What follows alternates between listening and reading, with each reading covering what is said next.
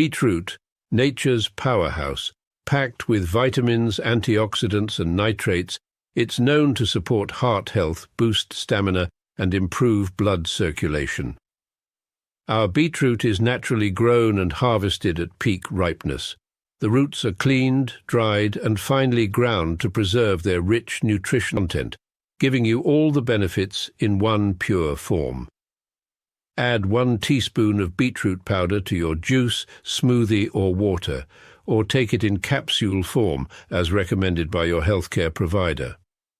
Beetroot helps enhance endurance, lower blood pressure, and keep you feeling energized and balanced all day. Fuel your body with the natural power of beetroot. Stay strong, stay healthy. Go get this product at blackhotfirenetwork.com at the Sports and Nutrition Store. Good afternoon, family. Hope you guys are doing amazing today, and I hope you're having a beautiful day so far. And welcome to the Africa Today show. It's 10 minutes past 8 p.m. No, not really 10 minutes. It's actually 8 p.m. on the dot. I don't know why I said 10 minutes. Yeah, it's 8 p.m. on the dot, and I hope you guys are doing great today. My name is Joby, for those who are here for the first time, and shout out to all our returning listeners, subscribers on all our platforms. So, karibuni again. Today we're going to be talking about Benjamin Crump, who we saw yesterday.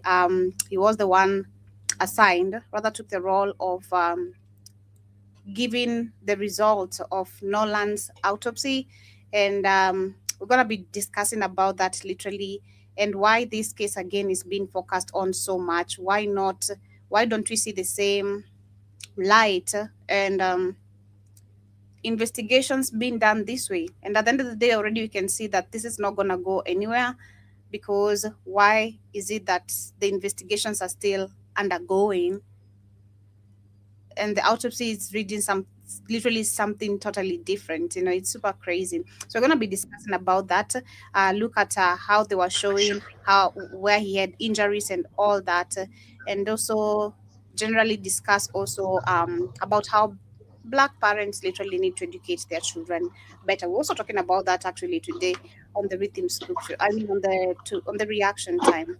Yeah, so that's what we're gonna be focusing on. Karibuni, Keith. Karibu sana. How you doing?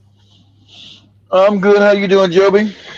Good. Booney Sana, Just a little Asante bit. Sana, and So Sana, and He Sana, and So Sana, and Sana, and whatever Yeah, goddamn Sana. you said you learned in Swahili. We're looking forward to see how Take that goes. and take a Sana, jump in Yeah. the Sana. But yeah, Karibuni. On today's not really history, but yes, me sharing the history videos. It's not really a history, but I think it's actually, this video is connected to what we're talking about, where we can see how Black people had a map, and were always educated on areas to not go, and Go to. yeah, generally it's talking about how, of course, as a Black person, when you find yourself in a group of all white people, you should already know you're not safe. And you know, it's crazy that it's 2026 and people don't know this yet. So that's what this actually talks about. Every Black person knows the feeling. You walk into a room, a corporate office, country club, a party, and you do the math. You look around and you realize, I'm the only Black person here. And instantly, the alarm bells start to go off in the back of your head. A quiet, nagging question That's creeps right. in. Are these people really my homies? If something goes sideways, do they have my back? Society loves to tell you that that's just anxiety, that you're just being paranoid. But today, we're going to talk about why that anxiety isn't paranoia at all. It's a highly evolved survival instinct forged from a history of betrayal. Today, we're going to talk about the history of Black isolation. This is One Mic Black History. You can find more stories like this at OneMicHistory.com. Also, join me at my Substack. But without further ado, let's get started. To understand the dangers of being the only Black person in white spaces, you have to understand the lie that they told you about assimilation. For generations, the narrative they sold Black folks is a very specific promise. Proximity to the whiteness equals safety. You're taught that if you just speak the right way, get the right degree, move to the right Yeah, neighborhood, integrate don't into the talk that right spaces ebonics. to get a pass. We're told that being the only black person is a sign of progress, that you've made it. But that's a comfortable lie. I'm the only Proximity black guy out without on your my job. I'm the only black guy out in where I live at. I'm the only black person where I live at. Malcolm X telling you, you ain't nothing but a coon. unity isn't progress, it's a target, it's exposure. When you step into predominantly white spaces without the safety net of your own people, you're entirely reliant on the goodwill of individuals who have absolutely no skin in the game regarding your survival. You become a demographic anomaly. You're isolated. And history has proven time and time again that the moment you get separated from your people to chase this illusion of exclusivity, you put your life in the hands of people who can and will turn on you the moment that it's convenient. And this isn't a new phenomenon. The blueprint for this trap has been drawn over centuries. Take the story of Solomon Northup. Most people know about the movie 12 Years a Slave, but they miss exactly how he was captured. In 1841, Solomon was a free black man. He was a working violinist supporting his family in Saratoga Springs, New York. He had 1840 He trusted white folks. Remember, up north, and American slavery had been abolished up north, but it was still practiced in south. So they could just go up north, snatch your ass, bring you down here to the south, and enslave your ass. So I don't know how you would trust white folks being this close, this proximity to slavery in the same country, because the north they got rid of slavery and the south still had it. You trusting white folks? Craziest cat shit to me. But go ahead. Of a pass. Two white men, Merritt Brown and Abraham Hamilton, approached him. They presented themselves as friends, as business partners. They offered Northam a high. Like they always do. It's crazy. That's their behavior. Let's partner, let's collaborate, it's always some bullshit, and they turn everything against you. It's crazy. Lucrative gig, $1 a day and $3 per performance to travel. They say black people stupid. You're easily gullible. He said black people have low IQs. That's why you're easy to manipulate. With their circus to Washington, D.C. They didn't kidnap him in broad daylight. They broke bread with him. They acted as advocates. They did everything they could to make him feel comfortable. And I never looked at that movie because it made me my associate previous. That's one Lupita Nyong'o, her coon ass, got an Academy Award for playing us, and that other British motherfucker here playing us too, playing black Americans. But regardless, I don't got no beef with Lupita. You know she a coon. She ain't said nothing crazy. But like I'm saying, yeah, go down to DC back then. That's too close to the South for me. Oh no. I'm not going out of New York State. I mean, I might go to Pennsylvania. Anything south of Pennsylvania is a no for me. Oh no. Yeah, we gonna once you go down deep down to the nation's capital. Nah, you ain't get me going down that motherfucker. You're gonna make a lot of money. Oh, that's all right. I'm good. I'm good with being broke. Go ahead, Joe. Norfolk trusted them, but that isolation was exactly the point. Once they got him to Washington, D.C., which was a slave-holding territory at the time, exactly, there were no black peers to anchor his reality, no community to notice that he was exactly. No network. It was a slave. Exactly, it was a slave. Washington, D.C. back then was slavery. The nation's capital, the country, was about slavery. So why would I go to the capital of the country? You go into slave territory, Jack. Exactly. I'm not leaving New York to go down to no D.C. I'm not leaving New York, Pennsylvania, New Jersey, none of that shit. Oh, you're going to make money in Washington, D.C. I said, nah, I can't do it. You keep that money. Keep that money. And he's, like Joey said, any white person back then could snatch your ass up and now say you're a slave. It's like in the movie, no, I'm a free man. They start beating you upside your head and back. You a slave now, nigga. Get in that field. And you keep telling people you're a free man. And it took that guy 12 years. You look at the movie, it took some people never get out. You spend your whole life in slavery again. It took him 12 years to get free, to find his way back. And I don't know if his family was still there, his wife and kids are probably grown. 12 years, shit. Wife probably moved on, got another man. You coming back? Oh, Solomon. Yeah, I made it back. Over 12. I thought you was dead, nigga. I got me some more penis. So good luck. Why is it always about the penis? It's crazy, man. You know?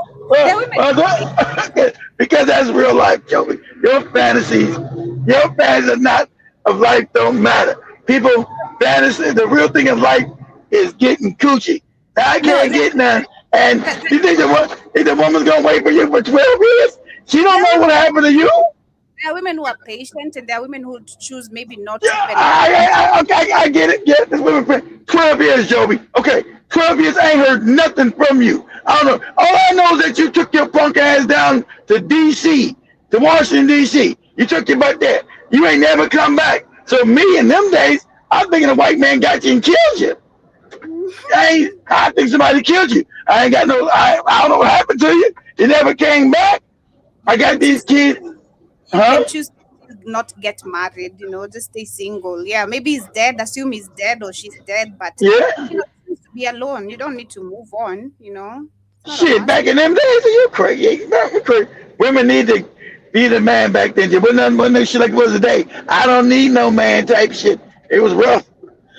Anyway. That friendship evaporated the instant he became profitable. They drugged him, they stole his free papers, and they sold him to a slave pen for $650. Drug his ass and then put him to a slave place for $650. But that's a lot of money. $650 back in the 1800s. So they knocked his ass over the head, drug him and shit. He already enslaved her and put him. He's laughing with these white folks.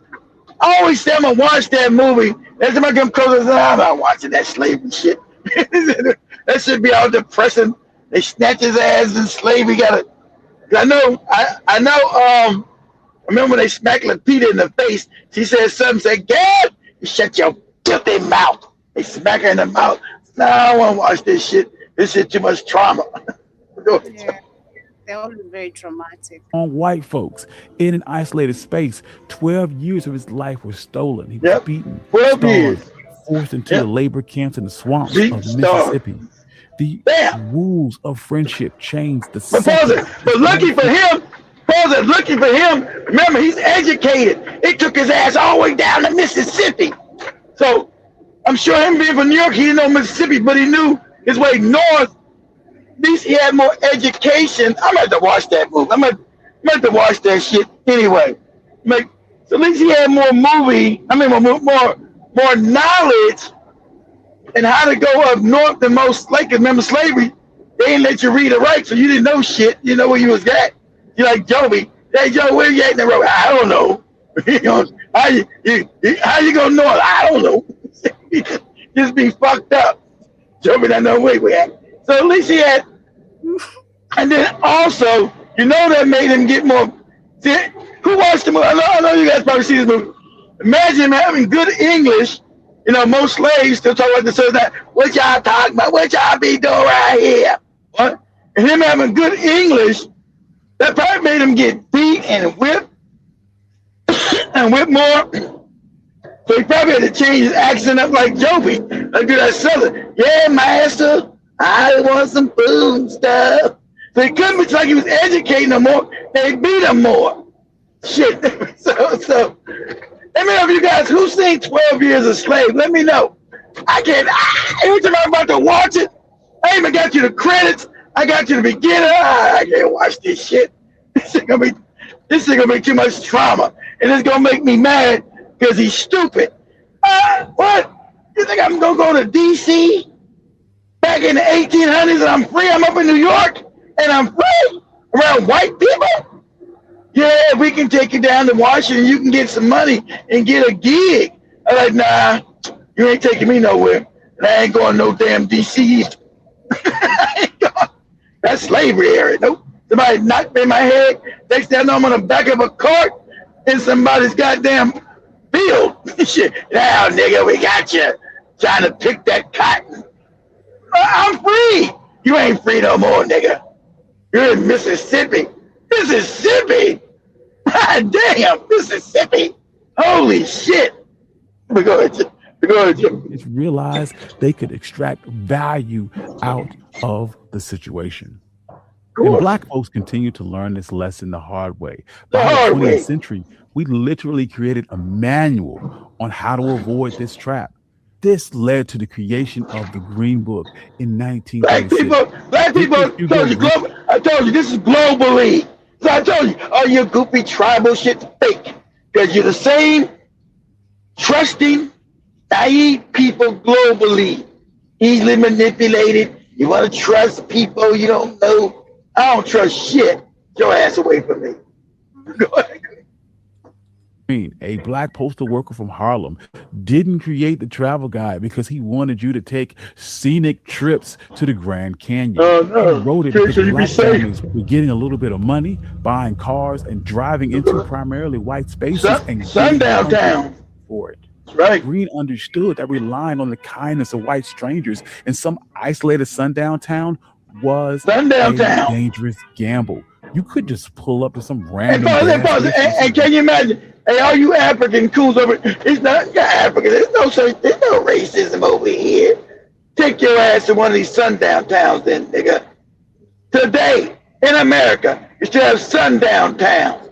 Take your ass up in there. And when they find your African ass hanging from a tree, you know, there's no money to send back home to the village in Ghana. Good luck. Go ahead, Joe. Random hotel because you would be the only Black person in town and you could disappear and no one would ever know. The Green Book mapped out safe spaces because entering those white spaces without a network meant putting your safety and your family's safety at risk. By 1962, the Green Book had a circulation of over 2 million copies. That wasn't about tourism. It's because we understood the daily reality of being Black with no tourism. White spaces. With no tourism. The dangers of isolation didn't stop in 1841 with Solomon Northup, and it didn't stop in 1936 with Victor Green, and it ain't over today. Look at Nolan Williams. In July of 2026, Nolan was an 18-year-old Black college freshman with his entire life ahead of him. He did exactly what society told him to do. He assimilated, built relationships across racial lines, and on the 4th of July... That's his home experience. Like everybody say, he's in Mississippi. Mississippi? It ain't like you doing this shit up in New York, and I don't trust white folks in New York either. I don't give a shit. But Mississippi? Hell no. I told you, go throughout Mississippi. You talking about that? Go through Mississippi. You ever get a chance, get in your car and go to the Mississippi Delta, and it'll push your wig back, nigga. The poverty, it'll push your wig back. You're like, wow, this is 2026. That's right. The racism in Mississippi is palpable. Palpable. So, look around Mississippi if you want to. Never get me living up in that goofy state. Go ahead, Joker. Friends to Horn Island, a remote sandbar 10 miles off the coast of Mississippi. Now, we don't know exactly what happened on that sandbar, and we're not here to play detective or convict anyone. That's not this story. The actual story is a terrifying, fatal exposure of being Black in white spaces. Because what we do know is when the stakes were high, when things got weird, Nolan had no one to watch his back. His so-called friends packed up their stuff, got in a boat, and went home. They left someone who was supposed to be their friend behind on an island 10 miles off the coast of Mississippi. Now his family is dealing with the ocean. A deleted text message, conflicting stories, a wall of high-priced lawyers hired by the very people that were supposed to be his friends. And this is just the worst case scenario of what could happen when you assimilate into white spaces without this connection to the Black community. And Black folks have been warning each other about this long before Nolan Wells ever left for that island. Because history tells us that the moment things go sideways, this illusion of friendship evaporates. Self-preservation kicks in, and the first thing they're going to do is close rank, blame you, call you a nigga, and protect themselves. You can integrate into their spaces, you can get on their boats, you can separate yourself from your people, but you become entirely reliant on their goodwill. You can tell yourself that they're your friends, but you don't have any compass to reality. You can't tell if you're being gaslit, you don't know if you're being set up, and when it matters most, you don't know if you're being left unprotected. Let's look at the math of the situation. When a confrontation happens, who is going to de-escalate on your behalf? If the police are called, who is going to vouch for your character? If the weather goes bad, who is going to make absolutely sure that you make it back home? If the answer is nobody, baby, you in danger. In the end, we put ourselves in extreme danger when we prioritize this illusion of inclusivity over the reality of this world. You can't out-assimilate. I said the illusion of inclusion. Trusting people who have no vested interest in your survival is a life or death gamble. So the next time your gut tells you that things are getting weird in primarily white spaces, listen to it. You're not crazy. You're not paranoid. Just remember Solomon Northup. Remember Victor Green. Yeah, exactly. You end up like Zoe out in the middle of Wyoming in the cold with a goddamn dog licking on your butthole. Trying to stay warm. That's his story. Ain't mine, Joe. That's his story. Yeah, you did. Yeah, the white folks made him stay out there and get warm with the dog. That's crazy. So you gonna freeze to death. Someone to prove to you that they're your real friend, and find your people and get the hell off that island. Thank you. This has been one of my. Yeah, so literally, stay off the white folks. Teach your children, stop sugarcoating with your kids. Tell them the truth, even if it hurts. Shout out to Keith, he said here to tell his kids the truth, even if it hurts, because you'll need it. It will save your life later, It will keep you away from. You can't. How are you gonna tell a child that other kids may be evil because of who they are and how they act? He's not gonna understand that. Try to do your best, send them down, explain it. Yeah, but they're my friends. They're my friends. I don't give a shit what they are.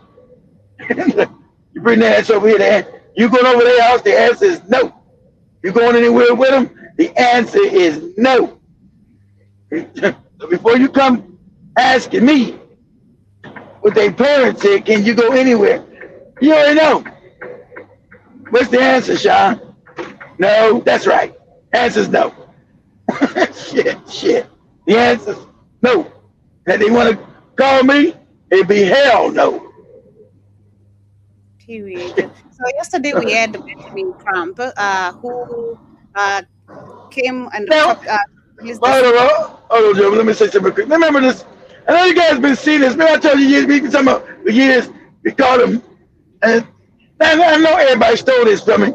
I'm the first one to call his ass mushmouth Crump because he couldn't even talk back in Trayvon Martin, which is now what? Was it like 12 years ago? 13, something like that? I almost Trayvon. That was 2012? It might be 14 years ago now, right? And I said, how's this cat a lawyer? And he can't even speak good English. I sent Joe a video when she still got it. I'm gonna have it to type on. Everybody's talking about it. Why you do that, Dobie? Go to TikTok real quick. Okay. And say, yeah, I sent you a couple days ago though. We didn't do the show Wednesday. I sent you Tuesday. Okay. But you guys seen the video with Ben Crump? Can't even read. So, like I said, is Ben Crump a psyop? Because he can't. How does he pass the bar? How is he a lawyer? But he can't even read past the 5th grade elementary school level. He's sitting there reading the facts of the case, sound crazy as catching. And I almost forgot. I said that years ago. How bad his proficiency of the English language. It's not even Ebonics. It's stupid talk. And I said, is he there to make us all look crazy and stupid to the world? But go ahead, Joe. What you got? Okay, just a second. This is Benjamin Crump. This like Benjamin Crump reading but can't read. That's why white folks are on there laughing. And what is this? I've been said that. How is he a civil rights attorney or whatever that's supposed to be, and he can't read? Reading How does he read? It say Benjamin Crump reading for the Wells family. Reading the autopsy. Say Benjamin Crump reading the autopsy for the Wells family. Or Nolan Wells family. Like, what is going on? It's so bad you think it's like a comedy skit. Is this real? Yeah, we forgot how bad he can't read. Yeah, it's real. And this is a moron. The soft tissue of the back of the head, the occipital region, is significant because he cannot determine why you have that red discoloration in the back of his brain. That's significant. He also talked about, Mr. Williams, if you can, just the fact that as it's common practice, he was missing his throat when they received the body. And he wants to know why they held it back. Now, see, he's talking, he's normal talking. Now, don't pass that. Now, say Ben Crump reading evidence. Say Ben Crump reading evidence. Hey, let's make that pop up. It's sad that the world we live in, that Don Lemon is showing Ben Crump read the autopsy report of Nolan Wells, and the people in the comments saying that Ben Crump can't read. Can somebody else please explain it? We lost. And Ben Crump really can't read. That's the funny part. It's crazy. But I've been said that years ago. I said, this dude is a moron. How the hell is he there? I've been said that. Majority got you. I said, this dude's a moron. Now this moron keep getting case after case. This is a psyop. This is an idiot. And I got the use of the English language. Go ahead, Joe. The takeaways from that second autopsy of Nolan Wells is, one, Ben Crump loves the spotlight and he can't bear to share it, my nigga. Cause bro, you don't know what none of this shit means in medical terms. You don't have no understanding, can't pronounce the fucking words, but you would hate to have to share the spotlight. He can't pronounce stuff. He can't. Else, so you force. He should have gave it to an assistant because he can't read. This is crazy.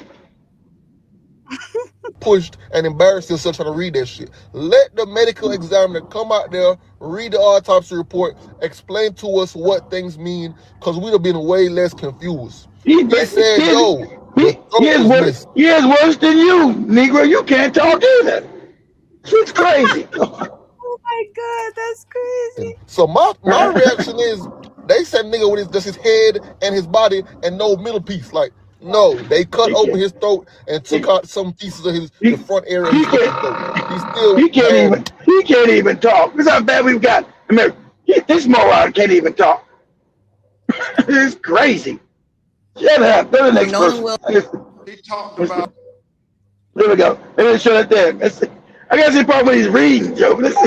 Keep going, find that. Today, Benjamin Crump, the attorney for the family of Nolan Wells, released the preliminary results of an independent autopsy conducted on Nolan's body. Here's what you need to know. First, Crump says that the cause of death and the manner of death are still undetermined pending further investigation, and the independent medical examiner could not rule out foul play. The independent medical examiner was also not given... That's why I hate TikTok. Let's you do something specific. It should be a bunch of them showing the thing when he reading.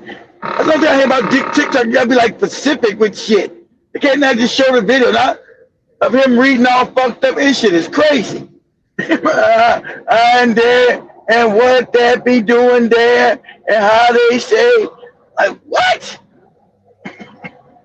The hell is going on? This is somebody's lawyer?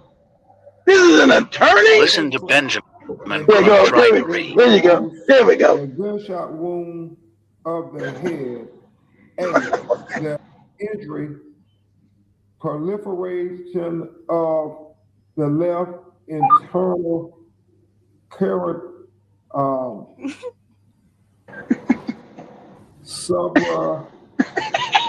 That's crazy. I'm looking at this word because I know. You're looking because you don't know how to read it, moron.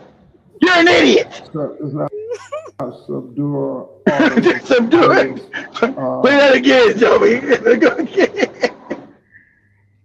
He's somebody's fucking attorney. That's what I said. Is this a psyop played on black people to get the most ignorant moron up there, get these dudes some money, and it's a joke amongst white America? Because there's no way this dude could pass a goddamn bar exam. This is an idiot. It almost made me forget what I used to call him. This is a mumble mouth moron. This is embarrassing.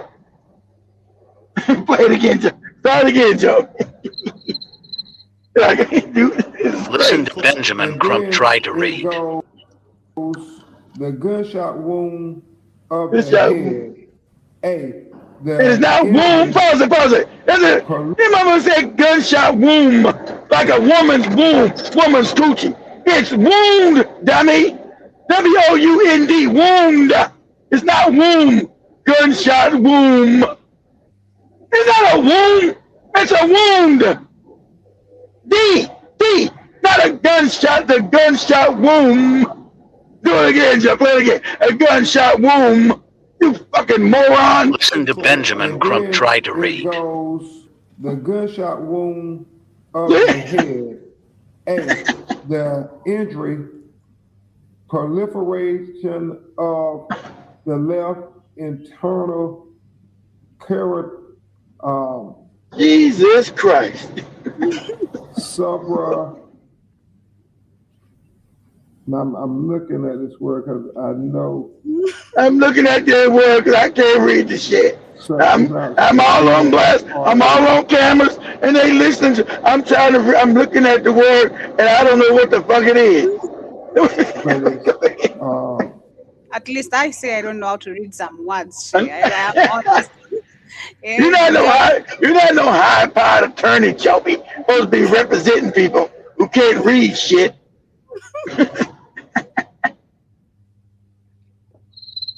You don't sound crazy. You don't sound crazy like that. Hold on, what happened?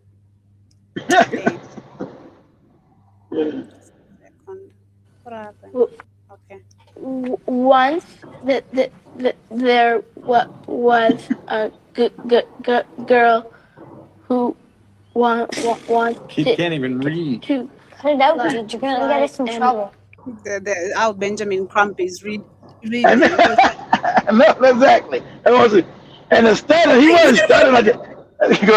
That's how I used to stutter. Shit. They either hung them or strung them. Ben Crump has done it again. You mean to tell me they can't determine the cause of death? Ben Crump has caused more confusion. Because y'all still got his motherfucking throat. He did exactly what he intended to do. They took his throat. What kind of fucking shit is that? Black folks are mad. And the reason why they took it is because that was the cause of death. They're in their feelings. They strangled him. And now they're thinking irrationally. And hit him in the back of the head. They either hung him or strangled him, and they threw him in that fucking island. But these are some wild allegations. At this point, this is simply ignorant. Yeah, because you see, his mama's trying to get money. You see, once again with Ben Crump, his mama's trying to get money, not justice. That's why they're trying to get a wrongful death suit going, right? Instead of getting justice. Because Ben Crump's stupid ass is not a defense attorney. This is a moron. This is a little moron. This is an idiot. Right? This is crazy. This is an idiot. And remember, I think they only took his head. They said the people kept his neck. I'm like, what kind of autopsy is this? They said Mississippi kept his neck. They're looking for his neck. And Ben Crump got the head or something. Like, what? That shit sound crazy as cat shit. But go ahead, Joe. I want to say thank you. Baby, let's say thank you to Benjamin Crump. The man name is not Ben, it's Benjamin, okay? Crump. I want to say thank you. I'm sweet. And thank you for being a vital force in our community. Thank you for being a civil rights attorney, an activist, a leader that wants justice when it comes down to That's how you know. See, that's so anybody can have a TikTok account. This broad's a moron. Right. This broad's a moron. She can't. That's how you don't have the level of discernment. I'll keep it there. Let her get the level of discernment. They keep it being a civil rights attorney, and Big Crump has never got any justice ever. He's not there to get you justice because he's an idiot. Thank you for being a force for justice. Ben Crump has never got any justice on any case. No prosecutions, lady. He's not a criminal attorney. This is some clown. This nigga's a clown that white people gave us to embarrass us. Because this don't even make any sense. This is a moron. This is a whole moron. The thing, I'm trying to read the word. The word is, he did. That's what he said. He did. Okay, y'all got it? He did. And he's stinking. Got it? Black people need justice. I would like to tell you is that the people called for you. They kept on saying, we need Ben Crump. We need Ben Crump. And I was like, okay, well, Ben Crump is a civil rights Ain't nobody ever say that shit. Anybody always knows when he shows up to fix it in, like, ain't gonna Ben Crump. That's how you know, lady, you are a complete moron. Nobody's looking for no fucking Ben Crump, mush mouth, mumble mouth ass. Go ahead, Jim.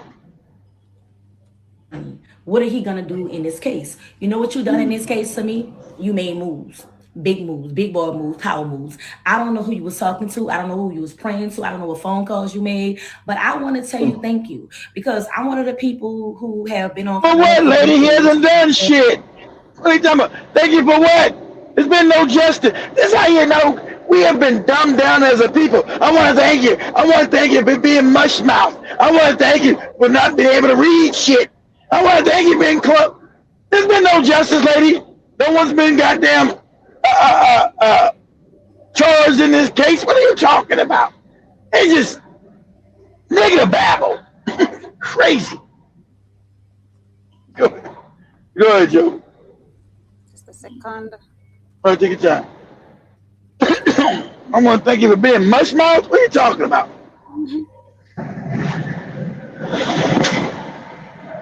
Ain't nobody ever say, "Oh, Ben Crump." What is that?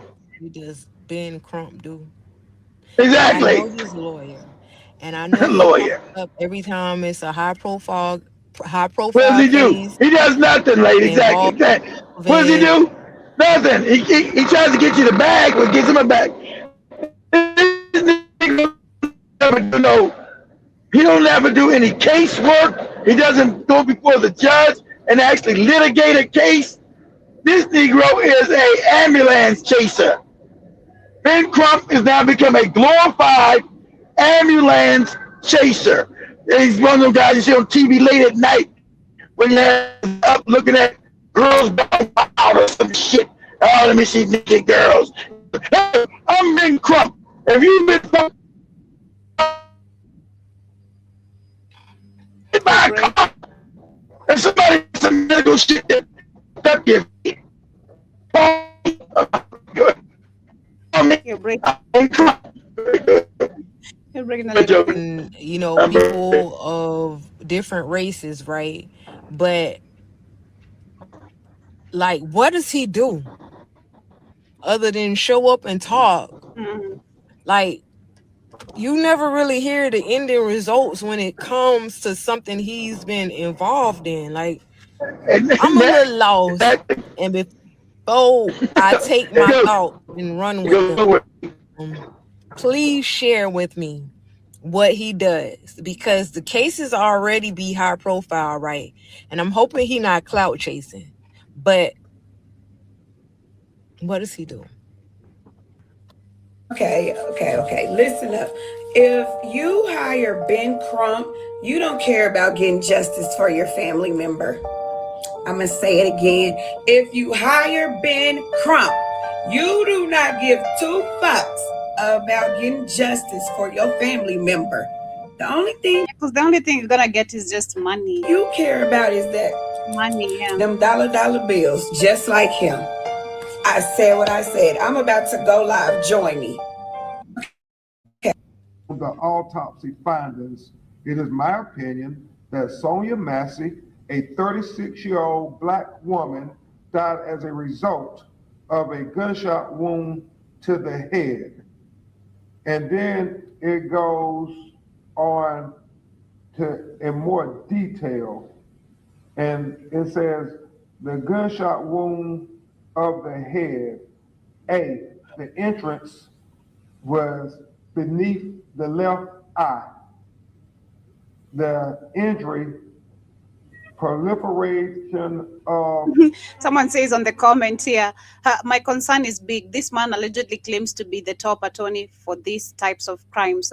However, he approached a lot of those words as if he had seen them for the first time in his life. This man is a charlatan. Charlatan? I don't know what that means. That's crazy. The left internal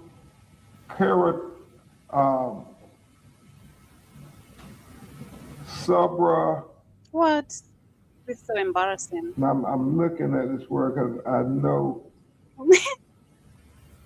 You can tell this lady's It's not so tired. subdural artery, but it's a artery that is the blood vessel right beneath her eye. This man can't read. The exit posterior left surface This lady is so of the tired. upper neck. You see this lady behind? She's so tired of his reading. Associated injuries, skull fracture, subdural hemorrhaging, direction, front to back, downward and slightly right to left, range, no soot or gunpowder stippling. And then he's raising his voice where you read the word. That pause right there. Now imagine, you don't know nothing about Ben Crump yet. You have a tragedy, you lose your daughter, you lose your son. And so you're back there with your wife, right? You're back there with your wife, you know, you're behind. He's in front of the cameras, you're behind in the background against the wall. And he starts reading out the case and what transpired. He's like, "Duh," and the gun shot somebody. "Duh," and then he ran down the street and fell in the ditch. "Duh." And you tell your wife, who the fuck? Baby, who the fuck requested this man for us? He's like, I don't know. I thought you knew. And then Ben Crump to my, shh, you guys be quiet. I'm reading the case reading out the things of the case to the media. He turns back, "Boo!" And he was in the boat, "Boo!" And the water was high, "Boo!"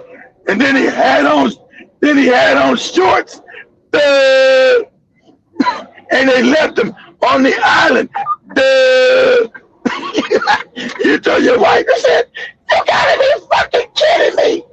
You gotta be fucking kidding me!" Anjobi. This lady behind her, she's so tired of his reading. Like you can see her shaking her head, rolling her eyes. She's so tired. Exactly. Like, what the fuck is going on here? What? Who? What? Is this a joke? I lost my child. I got this mush mouth nigga who can't read. Supposed to be helping us. Go ahead, Joey. Charlatan is a Tariq Nasheed. Tariq can't read too. Is that what you're trying to say? Yeah, but Tariq can't. You think Tariq can't read? I don't know. You think Tariq? I never got it.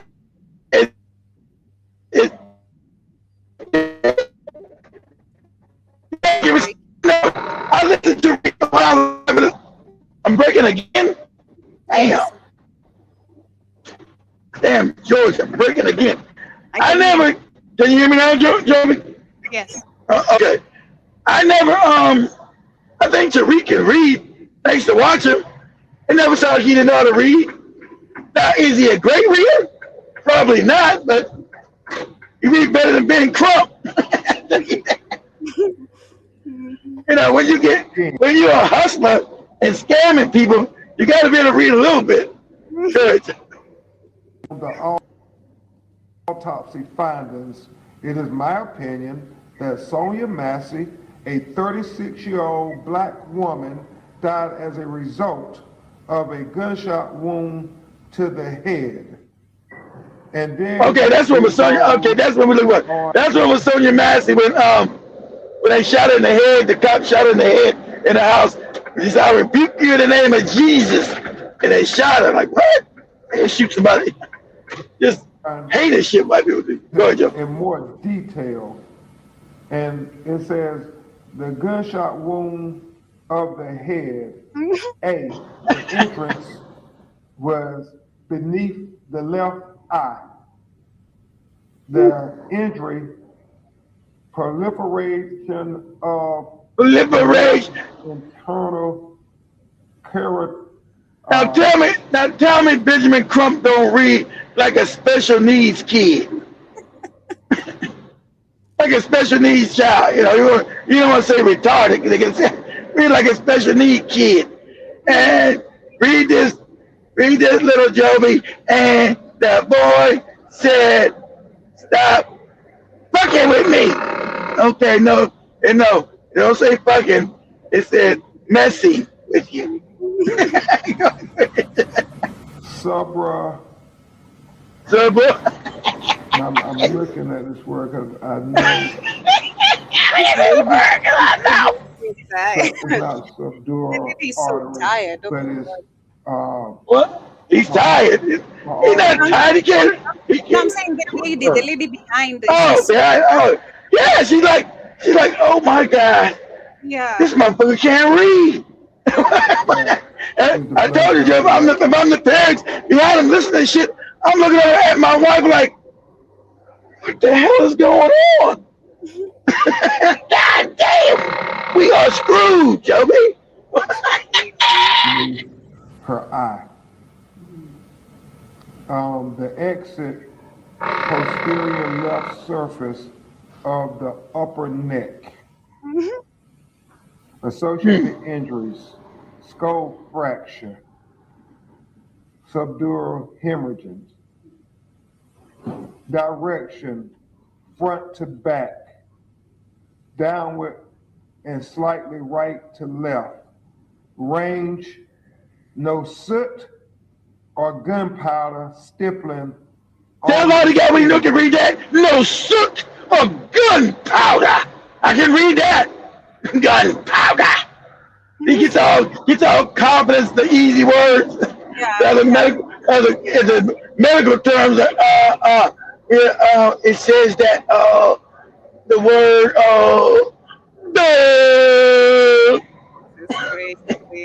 So what has changed since Ben Crump has came into the picture? And I'll wait. Nothing. Not a fucking thing. It's the same shit since day one. Before Ben Crump even came, his dog. Nobody needs Ben Crump. He is here for the money. He's here for the money. That is it. That is all. And then somebody said, well, we need him to push it out to the mainstream media. No, we don't. We got TikTok, Facebook, YouTube, X, and all that other social media platforms. Nobody even watches mainstream media anymore. So nobody needs Ben Crump. He's getting over on black people. He's playing on black people's heartstrings, and that is what he's good at. If you want to check, hire Ben Crump. If you want justice, you don't hire Ben Crump. Exactly. That's what I said. Because why the hell would you be hired? Ben Crump, retarded ass. Because you guys remember, he came in the first time about Ben Crump to Trayvon Martin. I was like, oh my God, what kind of lawyer is this? This motherfucker can't even speak well. Right? And now he's been pushed on everybody since then. Everybody. He damn sure ain't no damn Johnny Cochran. This dude's a moron. So why is he out there in front of the public talking? And he's almost a goddamn idiot. He's a functional idiot. Like, what the hell is going on right here? Am I taking crazy pills? What is happening? Go ahead, Joe. Well, and welcome to another day in the racist ass United States. We've got an update coming from Mr. Benjamin Crump, the attorney hired by Nolan Wells' family. And this is what he said today. The phone, Nolan's phone that his friends who allegedly... I don't know what the hell he said today. We need you go and translate it for us, white woman. We don't know what the hell he said. Watching Nolan Wells' mother, Ben Crump, and Al Sharpton's pockets. Nobody watching, pocket watching. Austin Metcalf, Jeff Metcalf, Megan Metcalf's money when they got the GoFundMe. They were pocket watching Carmelo's money, his GoFundMe. Yeah, but they shut it down. Carmelo, exactly. They shut down Carmelo and these GoFundMe. White people run that shit. Because remember, white people can get money, not black people. Even when you try to get justice, because the scam is that blacks stay on the bottom and go to prison for doing shit they're not supposed to do. Or didn't do, I mean. That's what happens. They shut down your shit to keep the white racist shit up so they can get as much money as possible. Exactly. They always pocket watch black people. And that's why, especially if you're an entertainer, you morons, they never let you get out clean. They always dirty you up like a Michael Jackson. Oh, you was putting your dick in babies' buttholes. And they always dirty you up with lies. And they never let you get out the game clean. If you're black, if you get some money, you're going to be Bill Cosby. That's the better way to call it, Bill Cosby. You're going to tell me Bill Cosby, motherfucker blind, damn near 90, they're going to talk about some shit from the 70s. Bill Cosby, you raped some white women back in 1972. But goddamn, I wasn't even born yet. Ain't that past? Remember, that's past the statutes of limitation. So you can't even supposed to be bringing this up, but he's black and he's got money. So they want to make sure he dies broke. So that's what they always do. So they trip up all these big charges. Oh, Bill Cosby is raping white women back in the 70s. 70s? I think it's 2018. What are you talking about that case against Bill Cosby? Right? And all these white women came out to work because they want to tie you up in court because that shit's expensive. Right? Or they want to tie you up in court to be able to lock your ass up if they can. Well, I'll hit that button. Sorry about that. So they always want to dirty you up. They make everything's unfair for black people globally. That's the scam.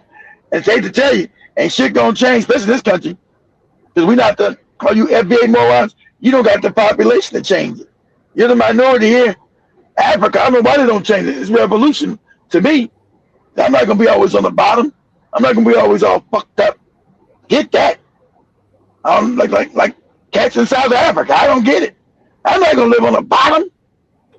That's about the majority somewhere. You can miss me with that shit. But system is unfair, unequal. So as black people, what you live in. So if you amass a little money, this is one thing I will say about what Joby got right. Since you live in a system of white oppression, white supremacy globally, you should keep your mouth shut when you get money. Shut the fuck up. Don't come out. Don't try to be flexing on nobody. Don't try to be bragging. Keep your fucking mouth shut. So they can forget about you. So you can die and hopefully pass that money on to your kids.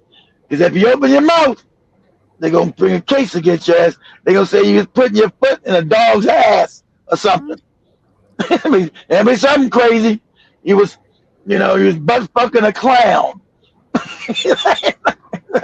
It'll be something crazy. You're like, what? Butt fucking a clown. That's right. We got you on tape. all kind of AI. Oh, AI got you fucking Ronald McDonald. Like what? This ain't real. We don't know it's real. So that's what you find out what's going on. You know, Cosby didn't rape them women. He was famous. They wanted to get a coochie up to him. You know, he was. Were they both taking drugs? Yeah. Told you back in the 70s, all those cats were taking drugs on drugs. Oh shit. You want to come get this man while he's 80 years old and blind, talking about he took your coochie 50, 60 years ago? And they literally changed the laws in Pennsylvania. You guys don't know, to go after Cosby.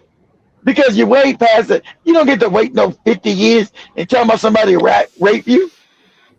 You're beyond the statutes of limitation, but you're black. See, everything, and this is what you more understand. Everything changes because you're black.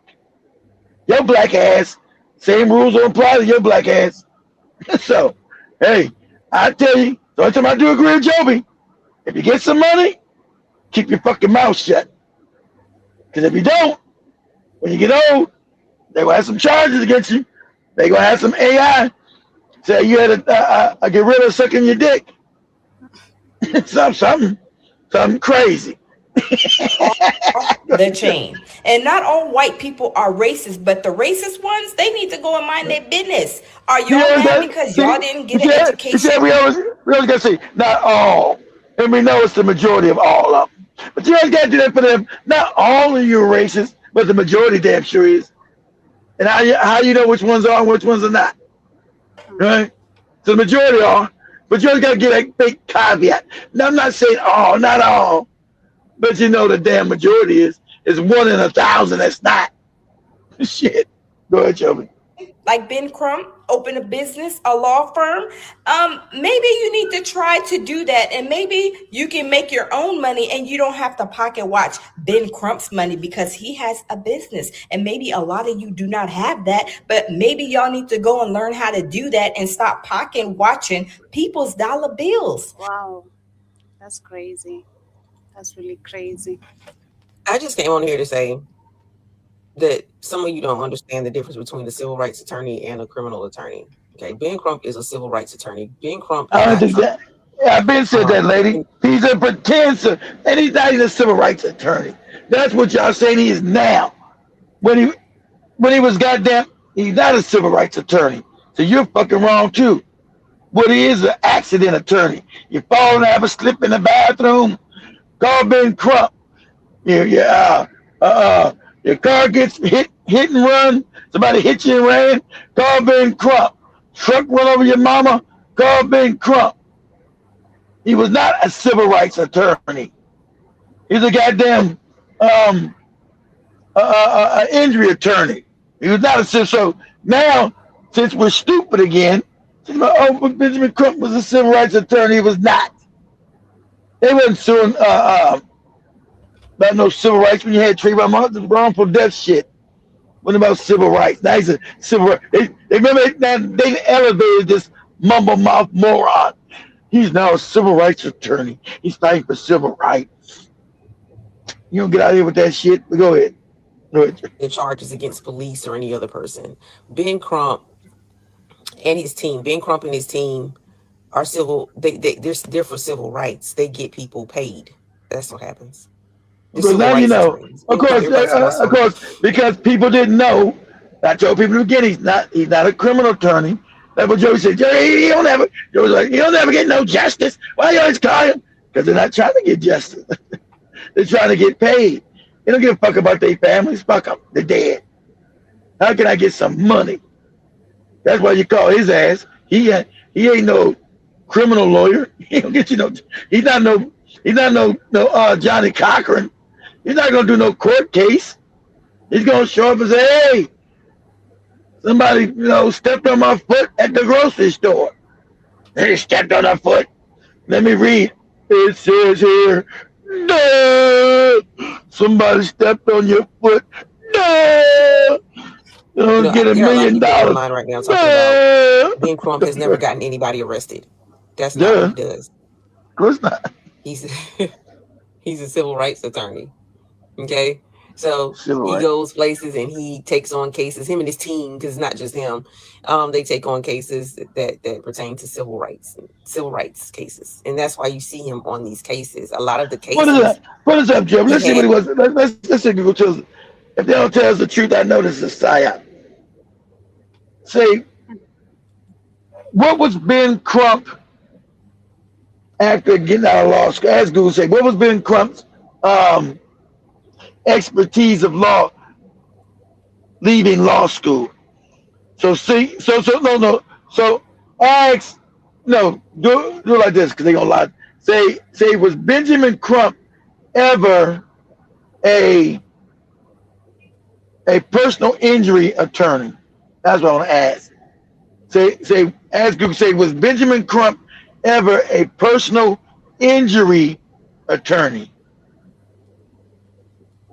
Oh, this civil rights bullshit. Get out of here with that shit.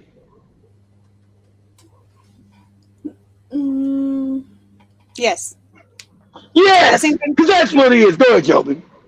Benjamin Crump has been a personal injury attorney throughout his career. In fact, after university, Crump and another friend set up a small personal injury firm in Florida that won millions of dollars in settlements.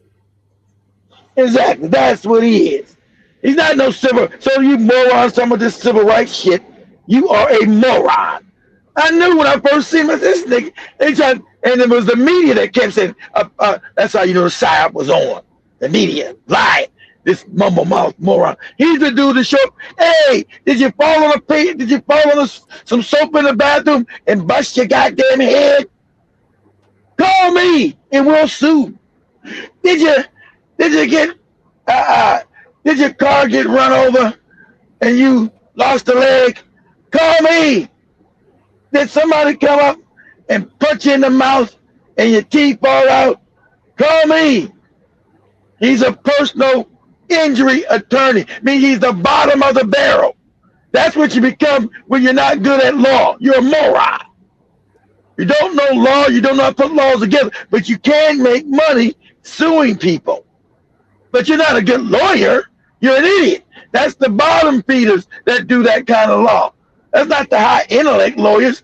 Those are ones who barely got through law school. You're a moron. That's why it was always a joke called you're an ambulance chaser. He's a personal injury attorney. That's why the term ambulance catcher. I mean, ambulance chaser. Anybody got fucked up need to go to the hospital? Call Ben Crump.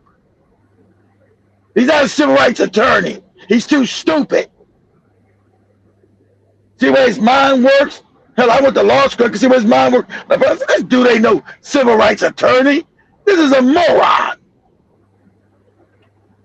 You listen, not just the way you speak, the way his mind works, the way he puts words together. You know, to tell someone's intellect the way they put their vocabulary together and present words to you. Say, oh yeah, this is a fucking moron here. It gives you away. Your vocabulary gives away your intellect. Sorry. You know, so he's a personal right. He's an ambulance chaser. They wanted to prop him out. Oh, he's a civil rights attorney. He is not. He's a personal injury attorney. Grifted now as a civil rights. Who put him there? Why do they keep calling him? You got the same usual suspects. You got Reverend no good bootlicking Al Sharpton's bootlicking ass. Can't call Jesse Jackson because his old fake ass selling out ass is dead and stinking. Good riddance to his no good ass. So you got the same usual bootleg handkerchief head suspects. That's why you know when Benjamin Crump shows up, there's always some bullshit. There's an agenda. And it ain't a black one either. It ain't a black one. He's a personal injury attorney. And she's over there. Hey, Benjamin Crump doesn't get justice. He's a civil rights attorney. No, he's not, bitch. No, he's not. That's some shit the white media told your stupid ass. Because you don't understand law, and when you listen to him speak, you would know he's not a civil rights lawyer. You just took what the media said, and y'all been running with that shit for the last 14 years. When I first heard this moron, like, this motherfucker, you know what? It's a personal injury attorney. There's no damn way, this idiot. This is an idiot. It's a bottom feeder. But you can make billions of dollars being a bottom feeder because he's a personal injury. That's what you call an ambulance chaser. Joby, ask this question to Google. Say, where did the term ambulance chaser come from?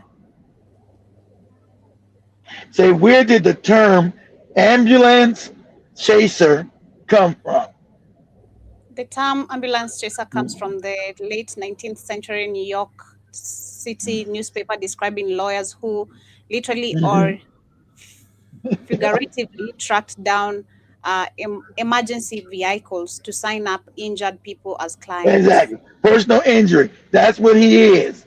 Yeah, to keep chasing motherfuckers got injuries. You gotta fuck that they got money for Joby. If Africa worked, Joby got the injury last year. Last year Joby had a leg fucked up broke.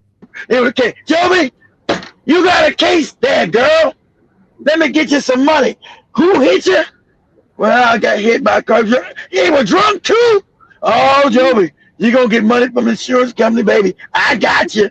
I got you. It ain't about no civil rights. We're gonna get you the bag, Joby, but I need you to keep your mouth shut. Joby good with that. I ain't gonna say nothing. You ain't gotta worry about me. I'm gonna get you the bag, girl.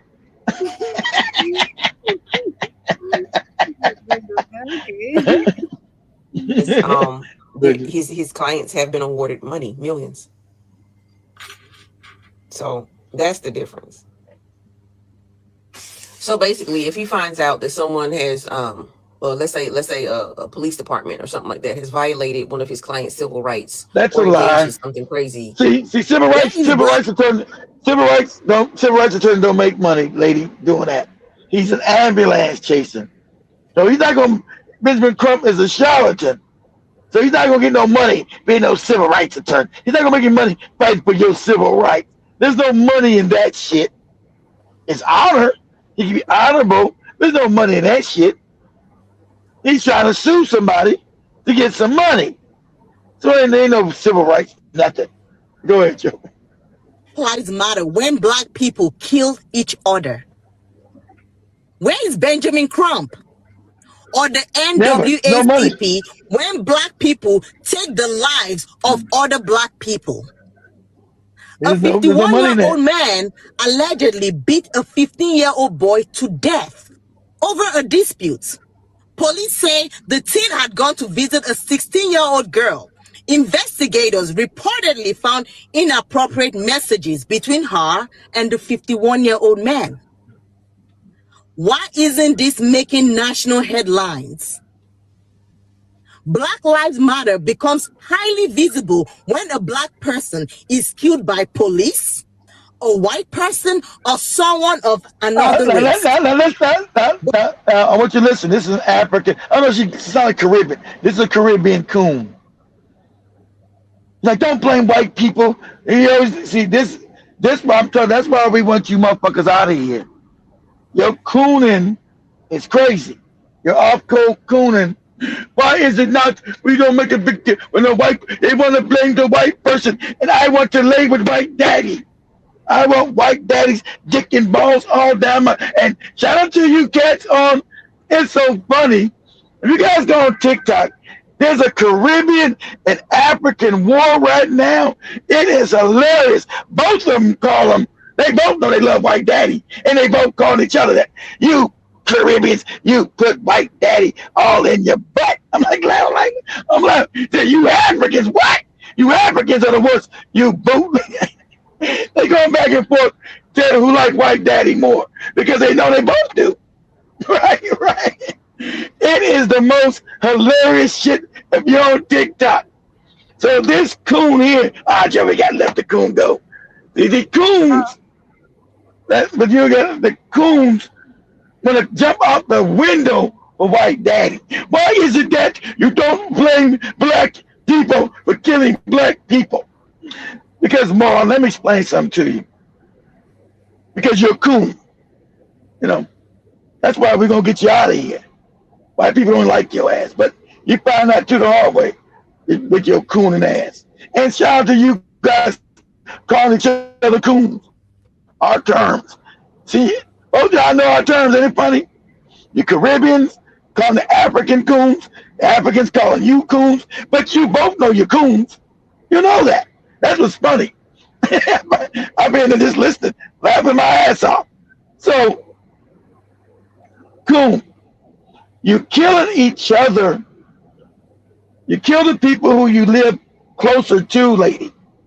Has nothing to do with that. Especially if you put in abject poverty, that's what causes crime, right? That's what causes crime, and that's what causes you killing one another. If you go to Jamaica, Jamaican blacks are killing Jamaican blacks. If you go to China, Chinese are killing Chinese. So your argument is stupid. But I tell you, go on TikTok, the Africans and the Caribbeans are having a war. And it is hilarious. They call each other coons. They call each other sellouts. They say they both love white people. No, you love white people the most. You love white people the most. It is hilarious. It's everywhere on TikTok. I don't know what started it, but it is funny. They both call each other bootlicking coons. But anyway, but it's the funniest shit. And it's hilarious. You know. Those videos, because I can't see none of that. No, it's on live. No, Joe, you have to be on live. It's on the live things on TikTok. I can't never send it to you because you don't be on TikTok live. It's in my I know that's what Jim Mosquito been on. It's live, Joe. When you go on TikTok, they have a bunch of live shows, right? Yeah. And so for the last 2 weeks, I go on live. It's always that FBA shit, of course, right? That goofy FBA bullshit. They just hate all Africans and Caribbeans. That's just a hate thing. I can't even watch this and that shit. But the Caribbeans and the Africans are going at each other. They're going to see if you can find. You're going to live stream. say Caribbean and African live stream. 2-0. That is the most hilarious shit. Them calling out each other. The Jamaican tell the African, you African women, your cat stinks. I said, what? Cat, your coochie. The Jamaican said, you African women coochie stink. And then the African came back and said some funny shit. The African lady had me laughing my ass off. You slavery bastard. You call the Jamaican a slavery bastard. But he might not be all right. I don't know. Can you find any? I don't think so. I don't worry. It's probably it usually come out later in the evening, so you have to do it when you get off. This should be funny. It's crazy. That's right, Jim. You never get brought on TikTok. Let's listen to a coon ass. Go ahead. Let's this coon. This is the problem with you Africans. Violence. Go ahead. See? Silence. The child is dead. His life was taken by someone from his own community. Because she's mad. I want you to say, she's been angry because she's been called out. The Africans and Caribbeans been called out as coon. She's like, see? Why you want to blame the white man? You can't blame the white man. We love the white man. Go ahead, Joe. Let it keep going. First is quiet. This is Caribbean. If black lives truly matter, shouldn't every lost black life receive the same outrage? Regardless you get no mad, but see, it only matters when white people can. If Black Lives Matter, should have been about when the black people kill them. See how angry she is? Why are you upset about that? Shouldn't you be saying killing us is wrong no matter who's doing it? But why blame white people? Not the white peoples. I want to fuck them. I want to fuck the white peoples. Chess, not checkers. But that's an African accent. That's an African accent, Jim Mosquito. All right, where's it from? Is she from like Nigeria? Nigeria. You said she's Nigerian? Oh yeah, I love the Nigerians and The Nigerians and the goddamn Jamaicans are going back and forth. That shit's hilarious. Go ahead, Joe. But I think it is. I think what he's doing is he's forcing the hand of the Jackson County. He want to see if they are stupid enough to put out their results, because they know their autopsy results and the independent autopsy will not align. And this is Stacey Turner, Chief Medical Examiner. So she was appointed to the role in November 2021. She initially joined the State Medical Examiner's office in January of 2020 and previously served as the interim chief. Well, Dr. Turner's office has faced a lot of scrutiny and national media coverage over high-profile death investigations involving Black men. One in particular was the Damian Cameron case. In 2023, independent experts criticized Dr. Turner's decision to rule the 2021 death of Damian Cameron as undetermined. 3 national pathologists reviewed the evidence, which involved a struggle with Rankin County Sheriff deputies, and stated that the injuries and circumstances pointed heavily to a homicide, but she came up with undetermined. So most recently, Dr. Turner's office conducted the initial autopsy for Nolan Xavier Wells. Civil rights attorney Benjamin Crump and the Wells family publicly questioned the state's processing of the case, electing to send his body to D.C., where they would do an independent secondary autopsy due to lack of trust in the state's preliminary findings. Benjamin Crump know that those autopsies are not going to be in alignment. They're not going to see eye to eye. There's going to be a difference. Because when you think about it, it's not really rocket science. If it's an accidental drowning, it's going to show that there's water in the lungs. Or it will be able to show if Nolan Wells expired before he happened to be in any type of water. And that's where it's going to get tricky, because if that independent autopsy shows otherwise and they come up with accidental drowning, somebody BS. If we're being honest, I don't think they were banking on the Nolan Wells family to get an independent autopsy done. No, there's an audio going around of when they made a call because the boat was taking on water, and I don't care. Now, for me, this didn't do me any justice because it didn't tell us whether or not Nolan was on the boat when it left at 4:31 p.m. What people want to know is if at some point Nolan was actually on that boat at 4:31 p.m. when it left. And last but not least, Christine Wunsley made a video to just talk to the people that have been supporting her. Thank Bears. I know you probably did not expect to see me, but I had to come on. Hold on, pause. I'm listening.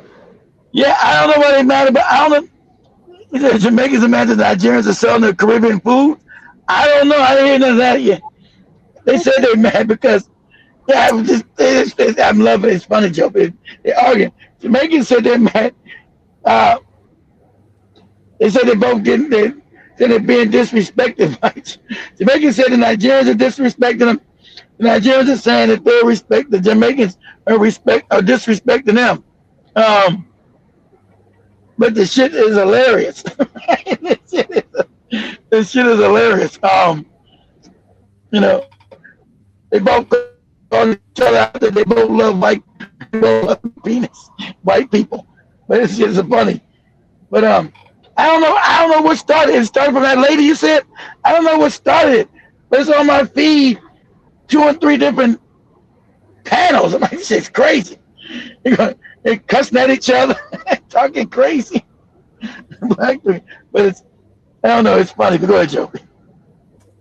All of your love, your support, your kindness that you guys have been showing me. I wanted to, answer each and every one of you, and I probably will at some point. I will at some point, but right now it's just. Who's that? His mom? Everything is so heavy. Yeah, she became a cloud chaser now. Cloud chaser? How's she cloud chasing? He's talking about her son. How's she chasing cloud? I don't know about that. I don't know about that, Joe. She has become a content creator now because of her son's death. That's what I see. Was she always on there? Was she about to? She not Who knew her? Of course they're gonna get to know her now because she's lost a child, so she's gonna have visibility. I'm just saying, doesn't make her a cloud chaser. She's trying to explain what's going on behind the scenes with her son's death. But I don't know, that is kind of wild. See what I mean? Like you be more sad and not want to be online. That dude seemed kind of fishy. I wouldn't be online if my son was found, dead in the ocean. Exactly. Thank you. But I can't be. Everybody's different, Joe. But I don't know what this lady's motivations are. Just been going through the motions. I'm a healthcare provider. So I talk about grief a lot. That's why she's half Asian. That's right. I'm trying to see. She's half Asian. And and his dad is like a you can tell he's Mississippi goofy, right? He's like, I don't know. Well, I don't see no color. He's Mississippi. Where the fuck did they meet at? They didn't meet no college because the daddy ain't got no college. See, so where did they meet? Where did he meet this lady at? I'm where did he meet this broad? Because to me,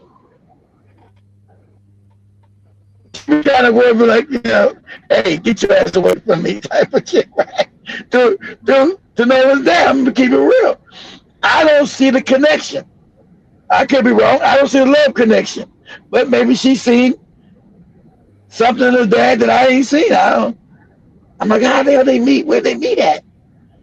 Hey, put us up, Joe. Let's see the Google always know. That's right. We got time. Got 30 minutes left. Yeah. How much we come? Let me see what it says that. Say where did Nolan Wells' parents meet? I'm curious. Because this is an odd couple to me. This is like some Joby and Wallace type shit. Yeah. Man, right. Wow. Like how did it happen? Something ain't right. Somehow always something don't add up. This cat's goofy and I'm not something not adding up. Nolan Wells' parents, Christine and Elmo Wansley, if I'm pronouncing his name correctly, met in Mississippi, where they both shared deep regional roots. Public profile notes that Elmo's family is from and the nigga's name is Elmo. What? See? Something don't add up. The nigga's name is Elmo. And what? Hey, shorty, let me holler at you. What's your name? My name Elmo. Elmo? Nigga, if you don't get your ass away from me. Go ahead, okay, man. Go ahead, man. Go ahead. This don't add up. Go ahead. They met me. Where Mississippi? Where now? Elmo's family is from the Moss Point, and Christine moved to the state when she was younger. That's the information. See, she moved to the state. So with her Asian mama, you know it's gonna be Asian mom and a black dad. It ain't gonna be an Asian dad and a white and a black mama. So it's gonna be a black dude with his big black dick and some little Asian coochie. We know that. I already know that. Because the Asian man ain't gonna want the black woman. So and the self-hating Negro is gonna want the damn Asian woman. So I already know her mama's Asian. You ain't gotta tell me. I know I'm right. We know the dichotomy of shit. Go ahead, Jobin. You be a comment. Yeah. Chat, everyone with us on the chat. Chat to Chris Clark's asking, are you planning on a show on the House bill that's just passed? You gotta tell me which one just passed. You gotta let me know. Give me some more elaborate. Give me some more information. What House bill is that you're talking about? Let me know. And then give me some content. Give me some content for the weekend. We have. You made a big mistake moving to America. America is garbage. This is Big Cheese. Big Cheese, please show up if this is you. This is you. Just show up. Nobody knows you if it's you. But John Mosquito haven't been able to join this early in a long while. Well, you're welcome. I know you've been on them TikTok panels with them damn Caribbeans talking shit. It must have been named after a woman. Wild guess. Wow. Why a woman? Why a woman? It's crazy. It's supposed to be a Native American tribe or some shit. Mississippi's supposed to be Native American. So Mississippi, some kind of tribe, Mosquito. And Ricky says every time I see a black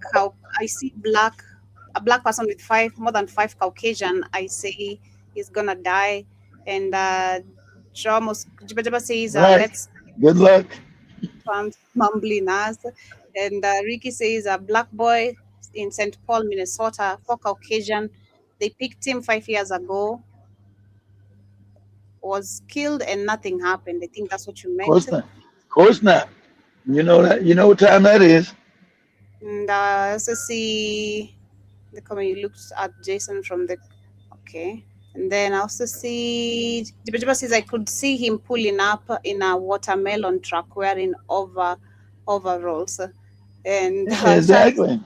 Nick, Exactly. That's what I see the dad doing. Exactly. Hey girl, you want some of my watermelon? Monique Yes. says, What's your name? My name's Elmo. Elmo. Okay. Says I repeat to the young man and all that have came in contact with these non-humans. John says sounds worse than Hebrew Israelites. That is Benjamin Crump's reading. Yeah. Hebrew Israelites got a little better. They stupid as hell. But they're like what did Jibba Jabba call them? Buck Rogers outfits? I call them Power Ranger outfits. They sound a little better now though. They came to Kenya. Them and told the Kenyans that Jesus was black. They almost got stoned to death. Yep. Them Hebrew Negro-like Negroes. John also says it's not easy reading out loud in front of people you know. Come on, are you kidding me? And Yeah, you kid. Get out of here. You still can read. Monique says I can't stand them or as are all slick. They are not for us. They were given scripts and Scripts? Yeah, and I also see check 10 speed. Karibu says Benjamin Crump was my cousin's attorney. She was killed by off-duty cop in Florida. Her name was Pam. She was executed on live video because no money. They forgot about her case. Oh, because he had no money, so he let her go. Yeah, so he didn't help her. He ain't got no money to pay me. Get some justice. Well, get some money. What part of Florida was she in? 10 speed. Where was she at? Go ahead, crazy. Drum also says charlatan is a person who falsely claims send it to us. Special knowledge or skill. Okay. And says Jibba says maybe Crump is Stephen Fetch's grandson. Don't know who that is. Stephen Fetchit. Yeah. Stephen Fetchit. We did. Say Stephen Fetchit. Okay, you want to see? Put this up, Joby. Go to YouTube. Not TikTok. Go to YouTube and say scenes of Step in Fetchit. The funny thing about Stephen Fetchit, he actually spoke great English like Joe. He actually spoke perfect English like Jim Mosquito. He sounded British. His English so good. But since he was black, the Jews own Hollywood. They got to make it like, yeah, what are you doing? How things be going? I don't know. So they wanted to make you sound stupid and crazy to the world. They Stephen Fetchit scenes. I remember. Yeah. Yeah, I must have bet you. Go ahead. Play one real quick for you. I don't know. Our master gonna get mad at me. And the dude spoke. Yeah, Copper. And Stephen Fetchit spoke perfect English. No ebonics, no nothing. Yeah, so this is a copyright disclaimer under the section 207, of the Copyright Act 1976. Copyright disclaimer under section 107 of the Copyright Act 1976 allows made for fair use, for purposes such as criticism, comments, news reporting, and teaching. And that's right. Boo! Wow. That's not Benjamin Crump joking. Boo! Yes. Of course, he's a servant. 1, 2, 3, 4, over. You come up and just, okay, how you want to be saved? What are you looking for? See, first he's supposed to see. Remember, he's supposed to be all docile and scared of wife. Okay, say that. Remember, So this is the image they put out black people globally, and he's made to do this. This man spoke perfect English, so this is a caricature. They're saying this is how all black people globally act. They're cowardly, they're stupid, and they're goddamn moronic. Go ahead, Joe. Jail. What are you in jail for? The criminal. Too close and... Wait a minute! Wait a minute! What are you playing, a maypole dance? And you're with a fan down there. Have them throw away their crutches and go to work, will you? I want something bright and snappy. And if I don't get it, the boat leaves Friday. Okay, pick up. Ready, girls, go. 1, 2.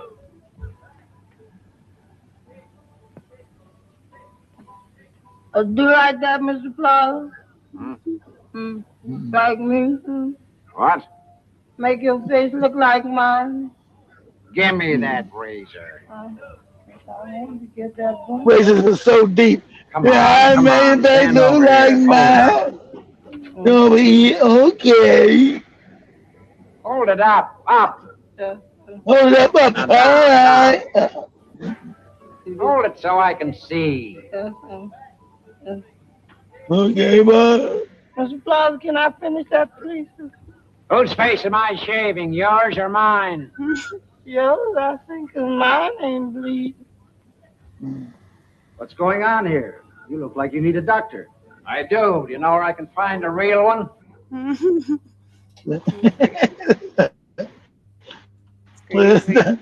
That's all I'm stepping fetching, because all of them got the motherfucker here telephone, jump out the window. Ooh, what is that? He jumped out the window, we hear the phone ring. Ooh, what is that? The racism is so deep. It's so diabolical. He says Benjamin Crump is a rich moron, and 10 Speed says right. All of them are 10 to 50 racist. million now. 50% of them are racist. True. We also have my True. brother says Benjamin Crump is none for police brutality cases, and now he is. So he's making his money. Monique says they are all paid, all of them. 10 Speed also says Wells Ben is okay, no problem if you just want money, and literally. And 10 Speed says leave Benjamin alone, and Al Sharpton. Al Sharpton.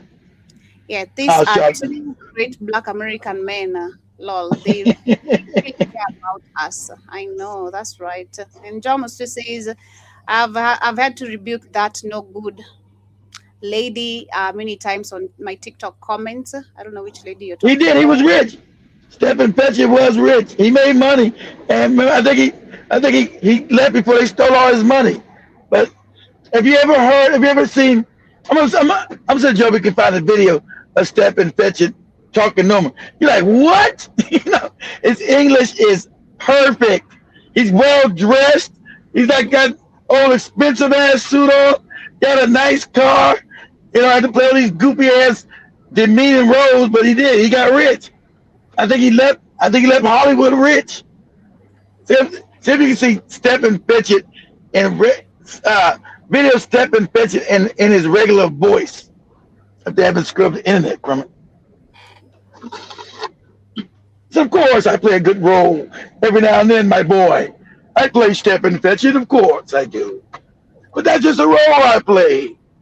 As I roll and get in my new Mercedes Benz back then and drive away.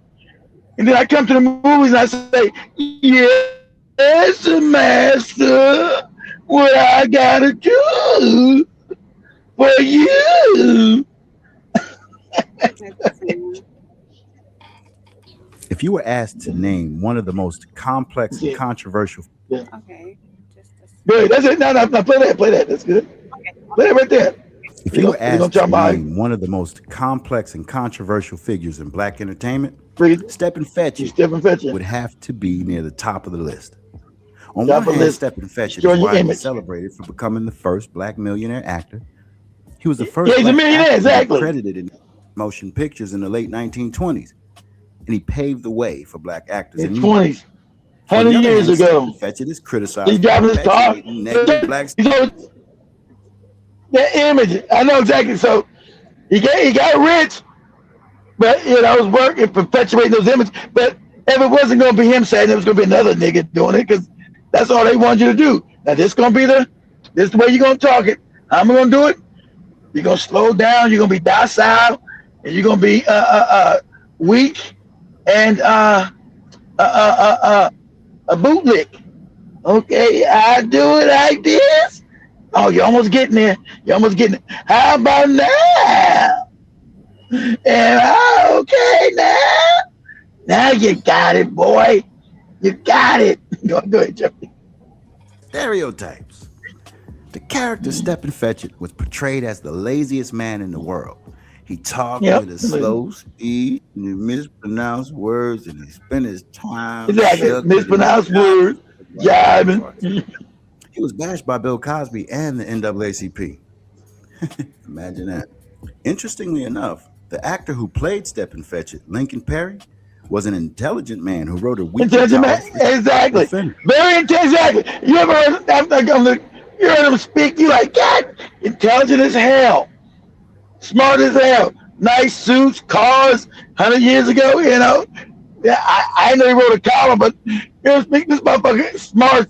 Not no Ben Crump. This Negro was smart. Go ahead, Joe. Many think the character Stephen Fetchit slowed down black progress.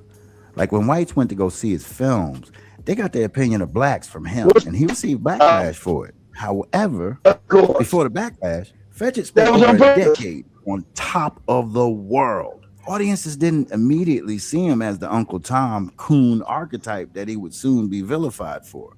Like that came later on down the road. Hi.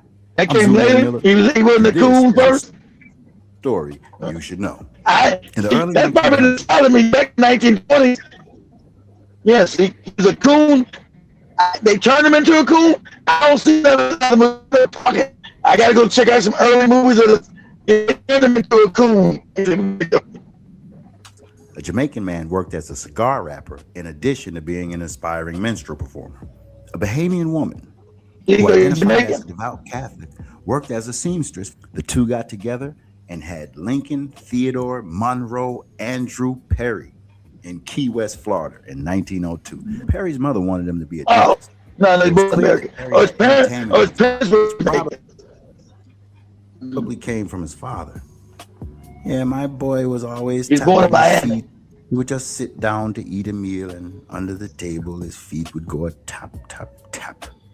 In 1914, Perry's life would change because his mother died and her children were placed in foster care. Just 2 years would go by, and Perry would leave home to finally pursue his dreams of being in show business. He worked for a medicine show that traveled all around. Because Perry was inexperienced, shows like this gave him a chance to show off his tap dancing skills. Like, he'd been practicing all this time. He originally went under the name Rostas, the buck dancer. As Perry approached his 20s, his versatility as a performer began to shine through. As he'd been moving up the ladder from the medicine and tent shows to carnivals and eventually black circuit theaters. At the time, Perry was also writing as an entertainment critic for the Chicago Defender.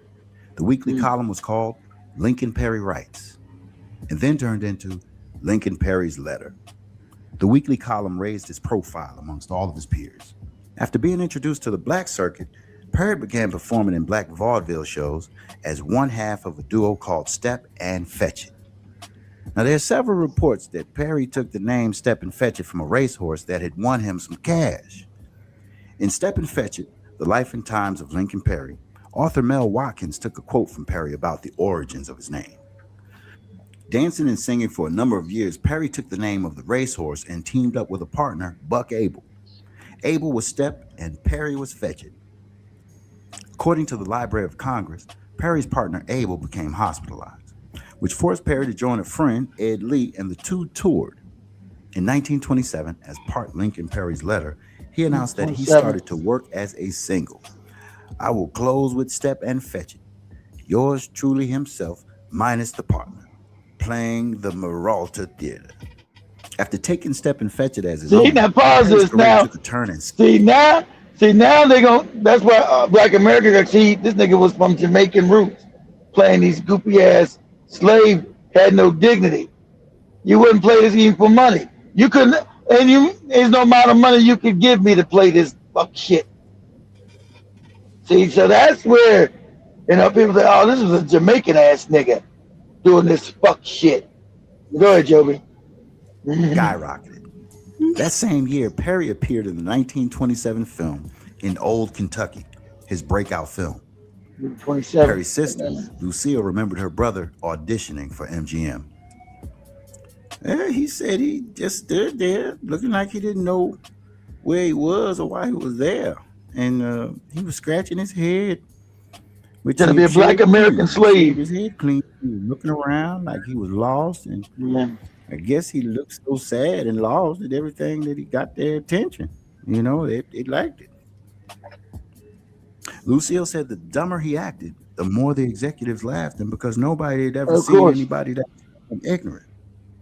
Perry was immediately told he got the part. See, they know, because white people love to see you fucked up and beneath them and acting shit, because this is what they want you to really be, what the opinion of you are as black people. And this shit did do damage. This fucking thing went global. This nigga did do a lot of damage to black men's image. Docile, weak, and stupid. Remember, this was global. Go ahead, Joe. Especially back then. With no internet, and movies were the big thing back in the 100 years ago, all over the world. This was huge. That's the only medium they had was the movies. Radio, but radio wasn't as big as the movies. So this was everywhere. Seeing these only black images you seeing, I don't know. Ooh, master. But go ahead, Joe. Drama, and he played the role of High Pockets. Despite being a silent film, Perry's performance was so strong, he signed a 5-year contract with the Fox Film Corporation after it was released.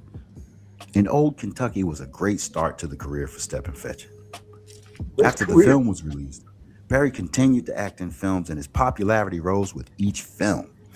1929 was Perry's busiest year in show business. One of them being Hearts and Dixie, which was one of the first studio films that featured a predominantly black cast. For the film, Perry received top billing. High demand was an understatement for Perry. There were times when he'd be working up to 4 films at the same time. Who's that slavery nigga? That were written specifically for him, and he was usually the top act. At the height of his career, Perry was labeled the first black film star and the first black entertainer to make $1 million.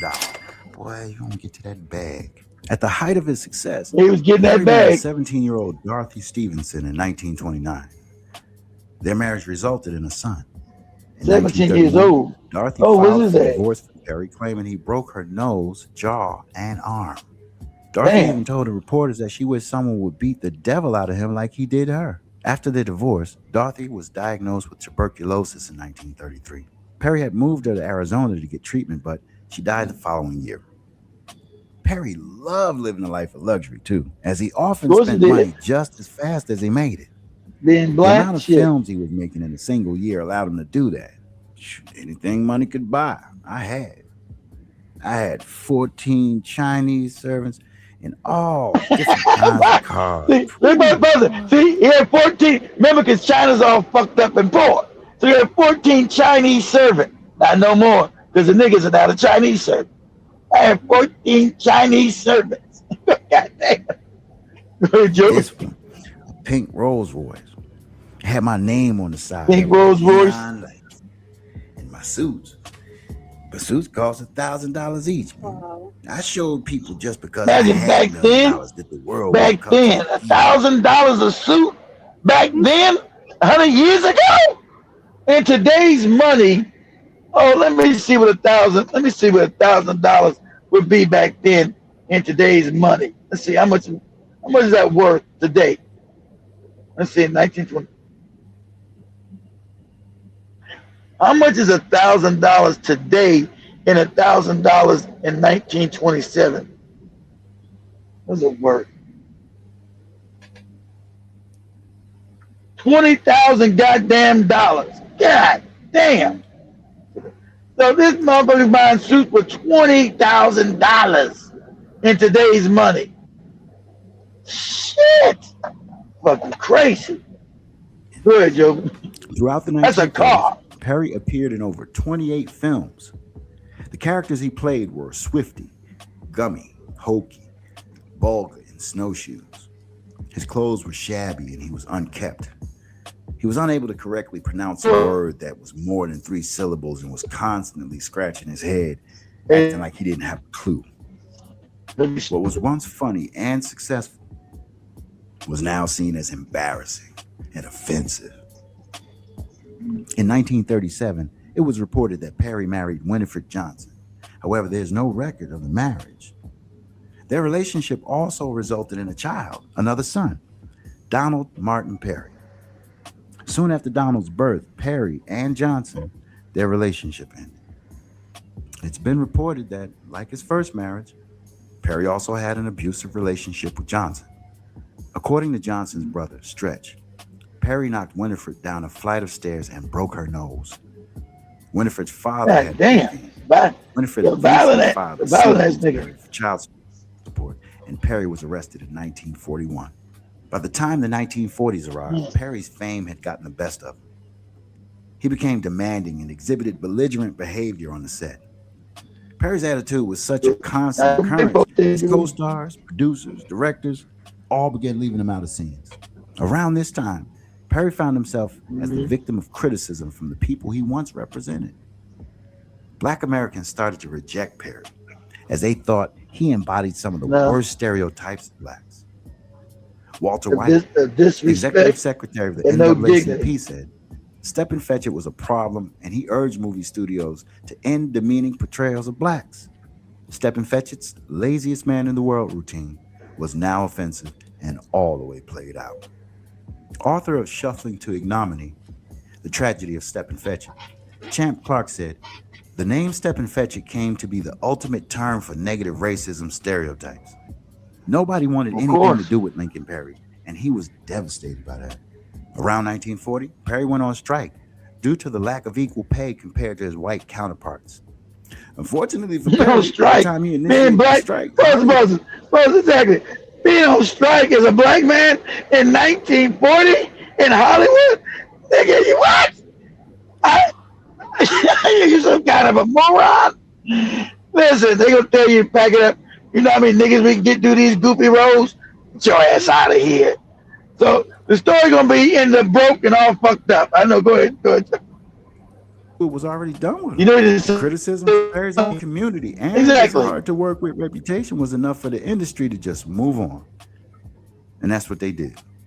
In the 1940s, Perry had roles in 2 feature films compared to the 28 he was just in a decade earlier. Things would get worse because Perry's excessive spending would finally catch up with him. In 1947, Perry filed for bankruptcy and relied on his nightclub performances for income. As the civil rights movement gained momentum, Perry's Stepin Fetchit Act would continue to fall out of favor and was accused of promoting negative stereotypes through the character. And even with all the criticism, the character that made him a fortune. I became the first Negro entertainer to become a millionaire. All the things that Bill Cosby and Sidney Poitier have done wouldn't even be possible if I hadn't broken that law. Now, I set the thrones up for him to come out and sit on. Comedian J.J. Walker, I never believe that. Promoting negative stereotypes in media, had also given his thoughts on Stepin Fetchit. The way they make it sound is like black people are permanently harmed by Stepin Fetchit. And I don't agree with that. I don't think it's a bad guy. Now remember Jimmy Walker. Remember Jimmy Walker is a coon. So they asked another coon how he felt about a dude playing a coon. So of course the coon said, I don't have no problem with being a coon. You guys don't know. Jimmy Walker is he old now. You know, he's an old ass stodgy coon in real life. This nigga is a capital coon with a capital C. Go ahead, Joe. Ask the wrong coon about being a coon. Jay Walker. Those who defend Step and Fetch It claim that the character fell into the trickster category. The lazy man character that Perry played was based on something that had come from slavery. It was called putting on old masks. You know, break the tools, break the hole, do anything to postpone the work that was supposed to be done. And blacks understood it perfectly and laughed heartily at it. Mel Watkins. Eventually, the white character would become annoyed and just end up doing the work themselves. Now, the character had outsmarted the white man by playing dumb. Perry appeared in 3 films in the 1950s. All 3 were cameo roles. Struggling to stay relevant in the times, Perry attempted to form a production company and planned on filming the lives of boxer Jack Johnson and baseball player Satchel Paige. The intent was to document black athletes. Unfortunately, Perry's efforts wouldn't amount to anything. In 1968, CBS released the documentary Black History, Lost, Stolen, or Strayed, which laid out the countless contributions blacks have made in American history. The documentary was narrated by Bill Cosby. The tradition of lazy, stupid, crap-shooting, chicken-stealing idiot was popularized by an actor named Lincoln Theodore Monroe Andrew Perry. The cat made $2 million. They came after you too. They came after you too, Bill. Movie laughed at Step and Fetch It. Part of the documentary criticized the depiction of blacks in media, and Step and Fetch It was singled out. As a result, Perry attempted to sue CBS for defamation of character. Perry felt the documentary labeled him as the white man's Negro, holding him up to hatred and contempt and ridicule. Perry sued for $3 million. In 1974, the suit was dismissed. A federal judge said that the remarks were made towards his role, not the actor. Not just a person. Perry felt the documentary ruined his reputation. Perry's son Donald was heavy into black nationalism and turned on his father because of all the criticism he received. Perry was shunned and embarrassed by his own son, and that devastated him. On April 5th, in 1969, a motorist on the Pennsylvania Turnpike told a toll collector that shots were fired at him. Police were notified and arrived on the scene. However, by the time of their arrival, Donald Perry, now going under the surname of his stepfather Lambright, had gone on a shooting spree that lasted nearly an hour and covered 20 miles. Damn. Lambright was firing shots at approaching traffic and cars that passed from the right. Lambright killed 50-year-old Ignatius Keenan and his wife Ruby. The 12-year-old son was wounded, along with 15 others. Lambright shot and killed his wife, Annette, and then turned the gun on himself. This was a high-profile case for maybe like a week until it disappeared from headlines. The case was ruled a murder-suicide. I never heard about it. Donald met his father only once in Chicago just a year or two before the shootings. Donald told his uncle that meeting Perry was an unpleasant experience. He felt that Step and Fetch It didn't really treat him like his son. Never knew that. But instead, he treated him with hostility. Now, Donald had no disrespect for his father. Donald was very radical, in his political orientation, and he regarded Step and Fetch It as an obstacle to black progress, said Howard Johnson. For Donald, having his father looked at as an Uncle Tom, that bothered him, infuriated him even. They would ask, how can an Uncle Tom produce such a militant? After being absent from film in the 60s, Perry appeared in just 3 films in the 70s. His last film was The Dancing Butler and Wan Ton Ton, The Dog Who Saved Hollywood in 1976. Perry was awarded a star on the Hollywood Walk of Fame for his contributions to film. And despite the criticisms he received, guess who? Guess. The NAACP awarded him a special NAACP Image Award for his valuable contribution in artistic excellence and for bringing joy, respect, and dignity into our lives. 2 years later, Perry was inducted into the Black Filmmakers Hall of Fame. In 1976, Perry suffered a stroke and spent the last years of his life in the motion picture television country house and hospital. His career, now well past him, and reputation nearly ruined and his fortune gone, Perry spent the last decade of his life out of the spotlight. Spending his last years in the hospital, Perry died on November 19th, 1985 from pneumonia and heart failure at 83. In 2020, to be called Step and Fetch It is an insult. Make you swing on somebody. The career of Lincoln Perry proves why evolving with the times is important for an artist or entertainer. Perry's inability to do so is what ended his career. Man, there's no way this dude didn't know There's no see. That's why. Sorry, Sammy. I gotta go on your Jamaican nigga. There's no way he didn't know that this was that this was degrading to black people globally. That this image up there was fucking people up. No way he didn't know this. So man's ass died pissing shit. How you talking about? You know this image was destroying people. He like, well, I made millions. I made $2 million. Yeah, by taking away black people's dignity. It's the image that white people went on for years with this shit. So please spare me if you think I'm gonna be sorry that his stinking ass died in a nursing home, all fucked up and impoverished. That's what his ass supposed. At least he didn't die on the streets. He was in the Hollywood nursing home. Usually people ain't getting there. He's in a Hollywood nursing home. It took his old stupid ass. His son didn't even want to talk to his ass. I got it. Son called him an old coon. Get out of here. Yeah, Perry did this. Yeah, get out of here. I guess shit. But anyway, Joe, that's it. Wrap it up with today's conversation. Don't be Stephanie. Buckwheat was from Little Rascals. Was high paid? I don't think so. Ricky. Let me see. We just got 5 more minutes. Let me come. Yes, 20,000. Can you imagine? See, that's how they know. That's from the thing from selling to the Negro. Since we've been treated so poorly, so badly, Negroes want to buy shit that's 10 times more expensive to get yourself some pride. Can you imagine paying $20,000 a day for a suit? Are you insane? Are you fucking crazy? But that's what he did because he knew nobody else black could afford it. Majority of black people can afford no $20,000 suit. Even today, we can't afford. Hell, I can't afford no $20,000 suit. And why the fuck would I even buy it?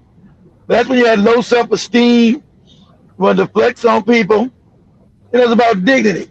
So, I don't feel sad for his ass when he died. His kid. Why is his kid going on a murderous shooting spree? Shit. What's that about? Why does he just start shooting people in the 60s? I don't know. Maybe because they had daddy issues. But anyway, so the question is Ben Crump acting carried a step in face? That's a good question. I don't know. It's close. I don't know. Let me read the autopsy report. It says here, it got a bullet wound. It's wound, you moron. Not womb. Joby and other women have wounds. It's a wound. Joby. That's good to see Joby's face.